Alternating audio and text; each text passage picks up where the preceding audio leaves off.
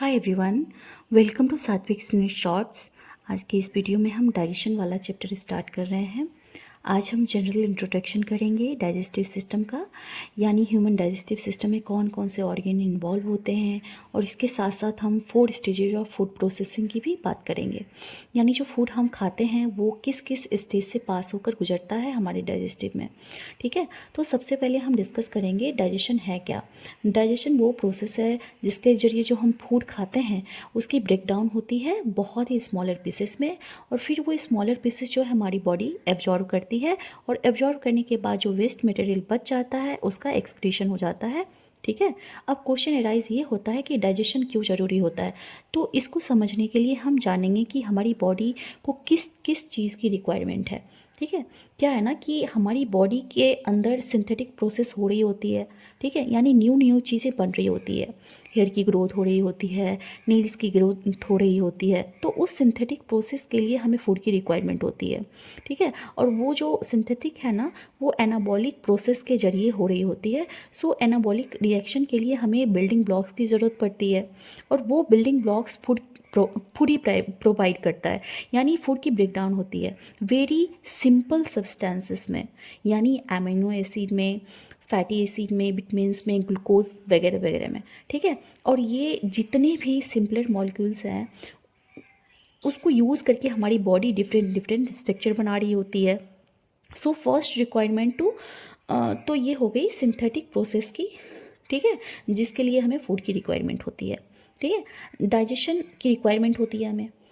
ठीक है, और सेकेंड जो है हमारे बॉडी को एनर्जी की ज़रूरत होती है, क्योंकि हम काम करते हैं तो एनर्जी आएगी कैसे, वो एनर्जी भी फूड से ही आती है ना हमें। आई होप ये क्लियर है डाइजेशन क्या है और ये क्यों ज़रूरी है। आई होप ये आप सबको क्लियर हो गया होगा। अब हम पढ़ेंगे स्टेजेस ऑफ फूड के बारे में।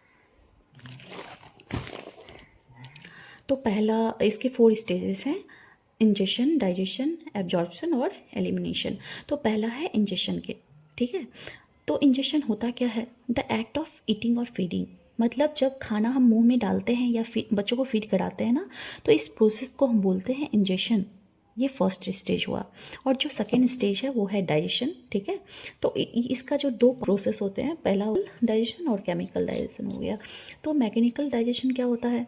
ठीक है, मैकेनिकल डाइजेशन जो है ना ये फिजिकल ब्रेकडाउन होता है एक टाइप का। यानी जब आप फूड अपने मुंह में डालते हैं तो आपके टीथ उसको तोड़ते हैं into the very smaller piece. मतलब फिजिकली जो ब्रेकडाउन हो रही होती है उसको हम लोग बोलते हैं मैकेनिकल डाइजेशन।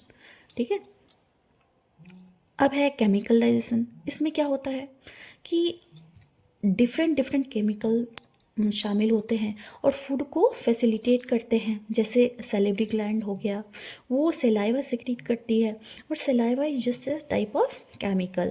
सो केमिकल डाइजेशन मुंह से ही स्टार्ट हो जाती है। ठीक है, और स्टमक में डिफरेंट गैस्ट्रिक एसिड और एंजाइम्स की सिक्रेशंस होती है। स्मॉल इंटेस्टाइन में डिफरेंट हॉर्मोन्स और एंजाइम्स की सिक्रेशंस हो रही होती है। सो ये सब केमिकल की सिक्रेशंस हो रही होती है, इसलिए इसको हम लोग बोलते हैं केमिकल डाइजेशन। ठीक है, अब फूड की ब्रेकडाउन हो चुकी है तो थर्ड स्टेज जो है वो आ गई है एब्जॉर्प्शन।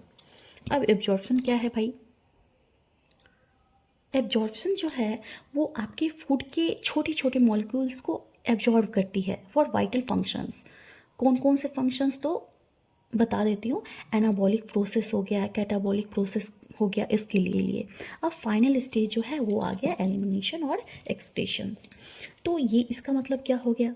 तो जो वेस्ट प्रोडक्ट है जिसकी हमारी बॉडी को कोई रिक्वायरमेंट नहीं होती है, तो उसको हमारी बॉडी क्या करती है?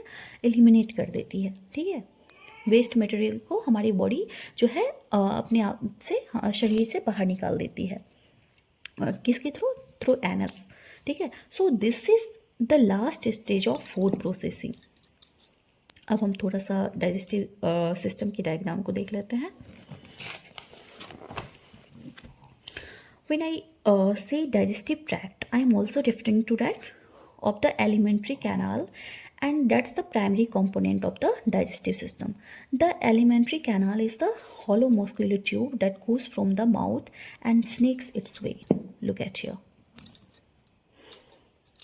Correct, all the way through down to the anus.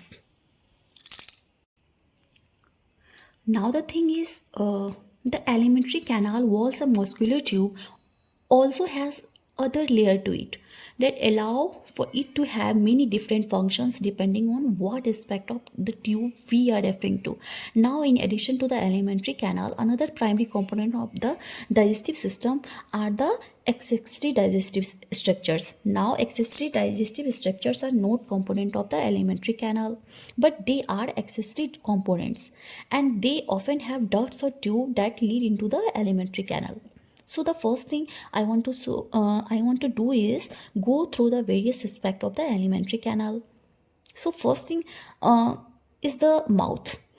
ठीक है, एलिमेंट्री कैनाल का जो फर्स्ट ये है वो माउथ है, यहाँ से ही स्टार्ट होती है, फिर फेरिंग्स आती है ना, फेरिंग्स आती है ये वाला, यहाँ पे गले वाला जो रीजन है, ठीक है। फिर जो नीचे आते हैं उसको बोलते हैं, ये वाला जो है एसोफेगस है, ठीक है। और ये इसकी बात हम नहीं कर रहे हैं, इसके बाद ये जो है ये हम ऑलरेडी बात कर चुके हैं रिस्पिरेटरी सिस्टम में। और ये पार्ट कौन सा है आप लोग बता सकते हैं? ये है ट्रैकिया, ठीक है। इसका डाइजेस्टिव सिस्टम में कोई काम नहीं है, हमने लास्ट वीडियो में किया था जब हम रिस्पिरेटरी सिस्टम की बात कर रहे थे तब, ठीक है। देखिए जो ये एसोफेगस है, ठीक है, ये जो है इसकी नली, एसोफेगस की जो नली है वो स्टमक तक जा रही है ना, यहाँ तक आ रही है, ये है स्टमक है, ठीक है। ये नेक्स्ट ऑर्गन है जहाँ फूड स्टोर होता है मोस्टली 2 to 4 आवर्स के लिए, 6 to 8 आवर्स के लिए। और ये जो स्टमक है वो स्मॉल, देखिए ये जो स्टमक है स्मॉल इंटेस्टाइन के साथ जॉइंट है, ठीक है। और स्मॉल इंटेस्टाइन जो है 17 to 20 फीट की होती है ये ह्यूमंस के अंदर। सो स्मॉल इंटेस्टाइन जो है लार्ज इंटेस्टाइन के साथ जुड़ी हुई होती है, ठीक है। अब ये जो लार्ज इंटेस्टाइन है, ठीक है, ये जो है डायमीटर में बड़ी होती है बट लेंथ में ये छोटी होती है, ठीक है। सो लार्ज इंटेस्टाइन में फूड जाता है और जाते जाते फिर एनएस से जो वेस्ट मटेरियल रिलीज हो जाता है, ये देखिए ये लार्ज इंटेस्टाइन में जाएगा और यहाँ से ये रेक्टम में होगा। ये रेक्टम जो है यहाँ मतलब कि जो वेस्ट मटेरियल है यहाँ पे स्टोर होता है, ये रेक्टम है। और यहाँ से जो है फाइनली ये एनएस के थ्रू बाहर आ जाता है। तो ये हो गया एलिमेंट्री कैनाल, जिसमें से कौन कौन से ऑर्गन आते हैं? माउथ हो गया, ठीक है, फेरिंग्स हो गया, एसोफेगस हो गया, ठीक है,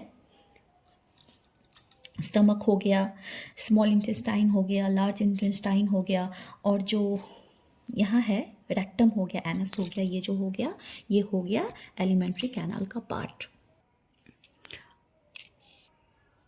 जब भी हम डाइजेस्टिव सिस्टम की बात करते हैं तो उसमें और भी ऑर्गन्स इन्वॉल्व होते हैं जो डाइजेशन को फैसिलिटेट करते हैं, जो डाइजेशन में इम्पॉर्टेंट रोल प्ले करते हैं, क्योंकि इन ऑर्गन से डिफरेंट सिक्रेशंस, एंजाइम्स, हार्मोन्स का सिक्रेशंस होता है जो कि डाइजेशन में हेल्पफुल होता है, ठीक है। सो जब हम डाइजेशन सिस्टम की बात करेंगे तो इसमें कुछ और ऑर्गन्स इन्वॉल्व होते हैं। कौन कौन सी, चलिए हम बात करते हैं उसके बारे में। तो हो गया टंग हो गया, ठीक है, जब खाना मुंह के अंदर हम डालते हैं तो जीभ भी होती है, टीथ होता है, ठीक है, सैलिवरी ग्लैंड्स होता है जहाँ से सलाइवा निकलता है, सैलिवरी ग्लैंड जो है सलाइवा सिक्रीट करती है। It also include that of the pancreas, ये रहा, ये देखिए, है ना, which sits around about here, and the liver which sits around about here. अब लीवर के पिछली साइड में एक गॉल ब्लैडर होता है, ठीक है, यहाँ पे, ठीक है। तो ये सभी जो है एक्सेसरी डाइजेस्टिव स्ट्रक्चर का पार्ट है, ठीक है। तो so we'll be talking more about this in detail in future video and all the different function of the digestive system. तब तक के लिए टाटा बाय बाय। और हाँ, अगर आपको हमारी वीडियो अच्छी लगती है तो हमारे चैनल को सब्सक्राइब करें। Thank you so much.